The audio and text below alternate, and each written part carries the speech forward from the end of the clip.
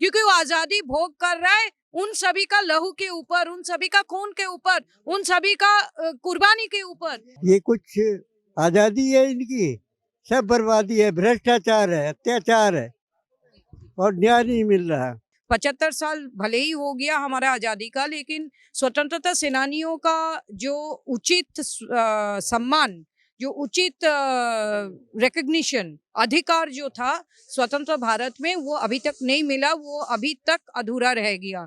अमृत उत्सव एक ढोंग है। नमस्कार, आप देख रहे हैं द फ्रंट न्यूज और मैं हूं आपके साथ आशीष तिवारी। फ्रंट न्यूज में बात मुद्दे की, फ्रंट न्यूज में बात प्रदर्शन की और फ्रंट न्यूज में बात आज जंतर मंतर पे देश में शहीद ऐसे जवानों की, देश के प्रति ऐसे सेनानियों ने अपनी आहुति दी, जिसके बाद से आज वो अपने अस्तित्व को, अपने आप को स्थापित करने के लिए आज सरकारों से मांगे कर रहे हैं। कुछ लोग हमारे साथ यहाँ पे हैं और ऐसा भी कहा जा रहा है कि शहीद भगत सिंह के परिवार से भी लोग हैं, इनसे भी जानने की कोशिश करते हैं। मैडम, आपका बहुत बहुत स्वागत है। Thank you. सबसे पहले हमारे दर्शकों को बताएं कि भगत सिंह जी के परिवार से क्या रिश्ता? सुभाष चंद्र बोस जी का बहन का हम परपोती हूँ और great grand niece of Netaji Subhash Chandra Bose जी।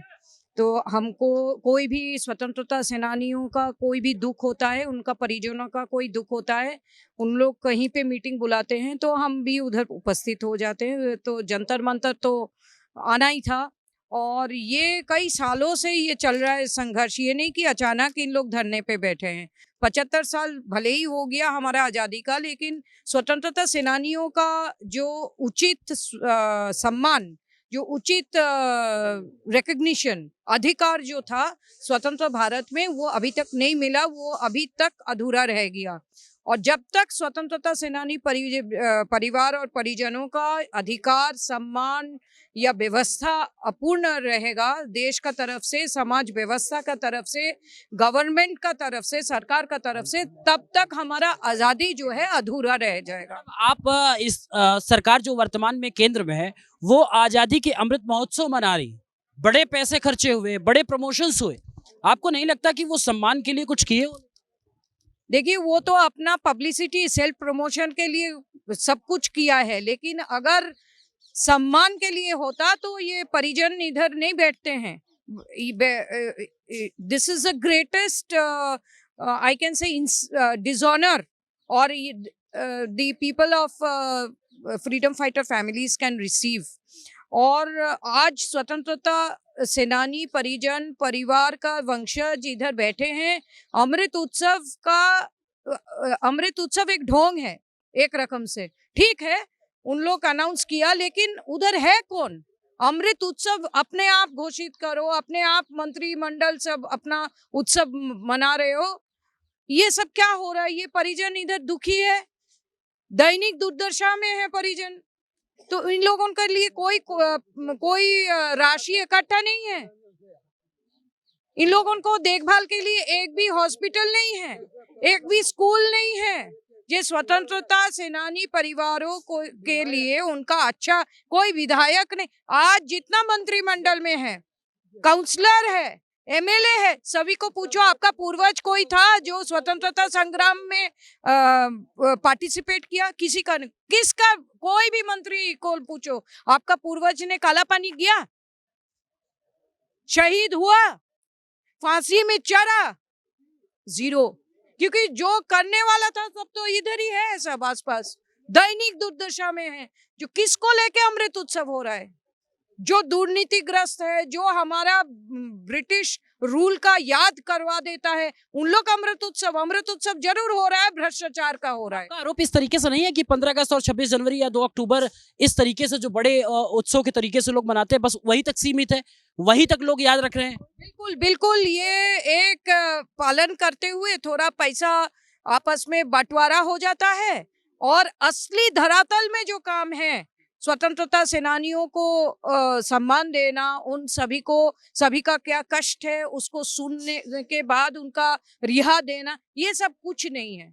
एक स्वतंत्र देश में पहला जो चरण का काम होना चाहिए था, वो होना चाहिए जो फ्रीडम फाइटर फैमिलीज है, हमारा जो अनुगत जो फॉलोअर्स है उसका नहीं, जो रियल फ्रीडम फाइटर थे उन सभी का परिवारों को, परिजनों को देखभाल करना, वो पहला काम होता है एक आजाद देश का, क्योंकि वो आजादी भोग कर रहा है उन सभी का लहू के ऊपर, उन सभी का खून के ऊपर, उन सभी का कुर्बानी के ऊपर। सर आप क्या कहना चाह रहे हैं? आपने तो वो काल देखा था, वो खंड देखा था जब हमारा देश गुलाम था।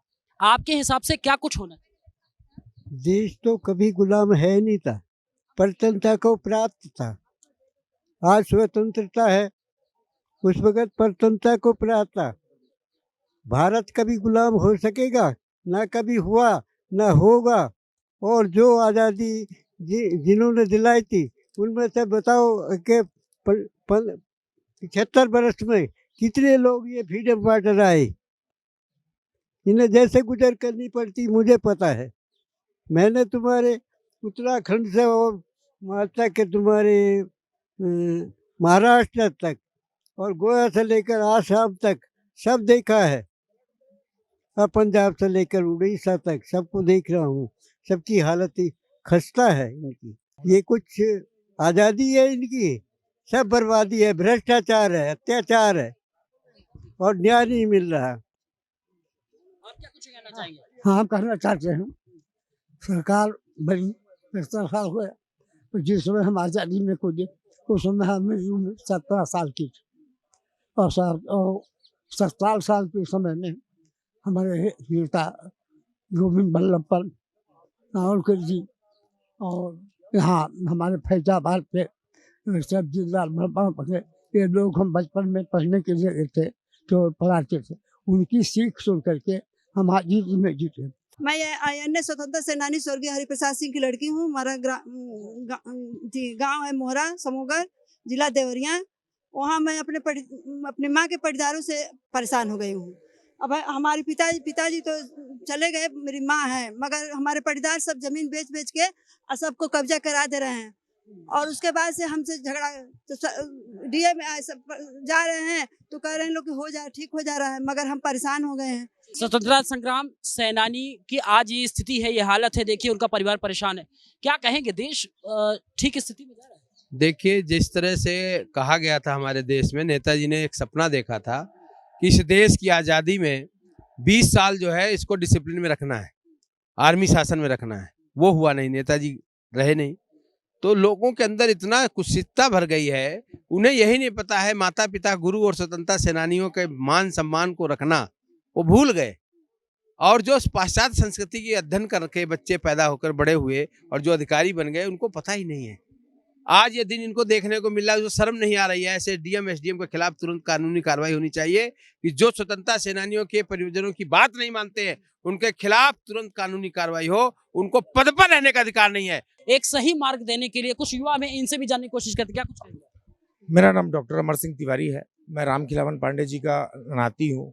मैं ये पूछना चाहता हूँ कि जब भारत देश अंग्रेजों से आज़ाद होने के लिए एकत्रित हुआ था, आज मुस्लिम हिंदू की ये लड़ाई, ये नेता कोई जिम्मेदारी हमने सीखा है कैसे एकजुट मिलके रहना।